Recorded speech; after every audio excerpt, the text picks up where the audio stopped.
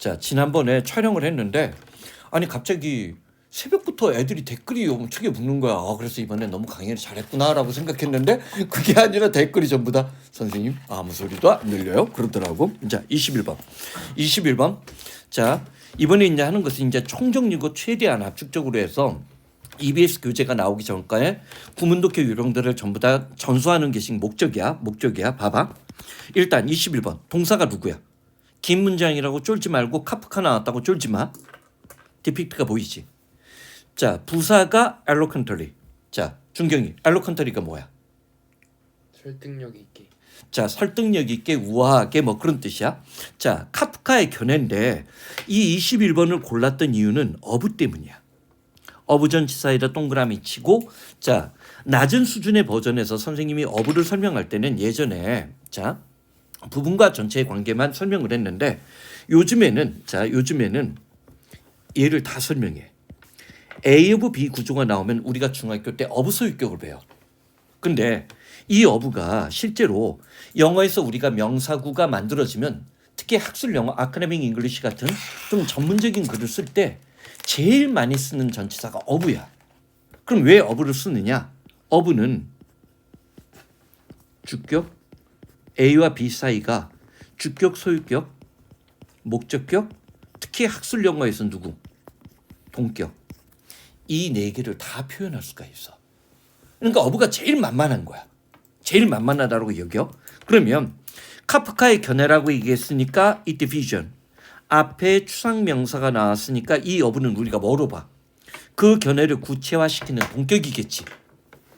사실 뭐 얘가 주격인지 목적격인지 소유격인지 동격인지 선생님은 해석할 때 신경 안 써. 자, 어부가 다양한 용법으로 쓰여진다. 주격이고 소유격이고 목적격이고 동격이 될 수 있다는 것만 알면 우리 뇌가 알아서 정보 처리를 한다는 거야. 의미 단위를. 카프카의 견해인데 어떤 견해야? 애니멀이 보이는데 contemplate. 자, contemplate 무슨 뜻이야? 어근적으로 누가 들어가 있는 게 보여? 자, 여기 선생님이 템플이라는 단어를 적었어. 템플 스테이라고도 하잖아. 템플이 뭐야? 사원이야. 사원에 사람들이 모여서 사색하고 명상하는 거야. 동물들이 뭔가를 사색할 수 있고 앞에 애니멀은 이 어부 다음에 사실은 contemplate라는 동명사가 나왔지만 얘를 그러면 우리는 뭐야? 애니멀을 동명사의 의미상의 주어로 보는 거야. 그치? 즉 카프카의 동물에 대한 견해야. 동물들이 뭐 할 수 있어? 사색할 수 있고 and가 이어지지? 또한 동물들은 적극적으로 search for 찾고 있는데 alternate. 자, alternate 무슨 뜻이야? 대안. 자, 봐봐. 얘는 자, alternate는 참고로 여기 뭐가 있나 봐봐. alter가 꼭 기억해. 이 alter라는 어근이 우리가 어근적으로 설명하면 other이야. 그래서 우리가 여기 잘 봐봐. 자,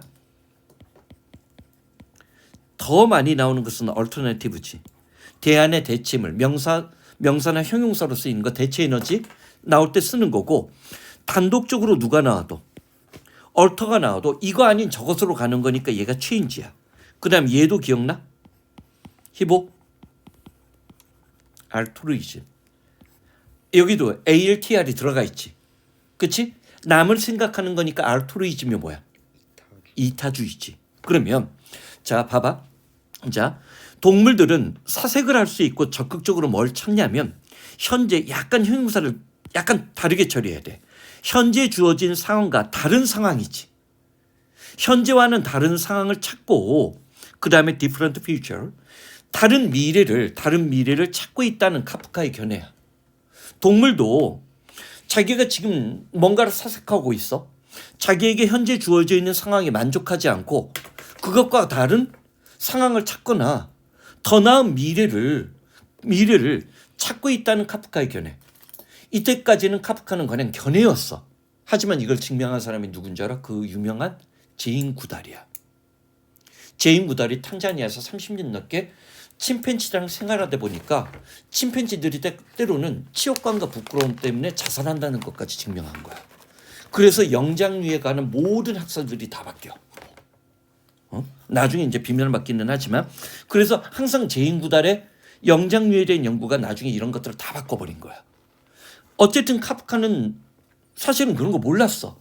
그런데도 동물들이 사색하고 지금과 다른 어떤 대안적인 현실을 찾고 오늘과 다른 내일 또 다른 어떤 미래를 탐색하고 있다는 카프카의 견해는 아주 정교하게 또는 아주 우아하게 아주 뭐를 묘사해 주냐면 피처리 또 특징이지. 어떤 특징이냐면 그 다음 어떤 특징을 묘사하는 거야. 우리가 what can be understood as moral agency가 보이지. 자, EBS 교재가 그러니까 수능 영어가 어려워질 때 제일 먼저 킬러로 나왔던 단어 중에 하나가 에이전트였어. 자, 나봐. 그 이전까지 일반적으로 우리는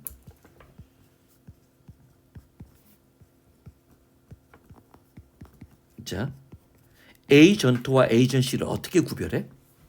에이전트는 우리가 흔히 얘기할 때 파일럿 T가 붙어. 그러니까 행위자일 가능성이 높아. 에이전트는 직원이나 요원 또는 대리인 뭐 이런 뜻이야. 에이전트가 중요한 거는 그런 뜻이야. 반면에 에이전시는 뭐야? 기관이나 단체. 그 다음에 대리인이 있으니까 뭐야? 대리점이야. 그러니까 예를 들어서 연예인 에이전트와 에이전시는 좀 다르겠지. 응? 보통은 그래서 우리가 낮은 수준에서 에이전트 에이전시는 사람하고 사물로만 구별을 해. 근데 얘가 에이전시가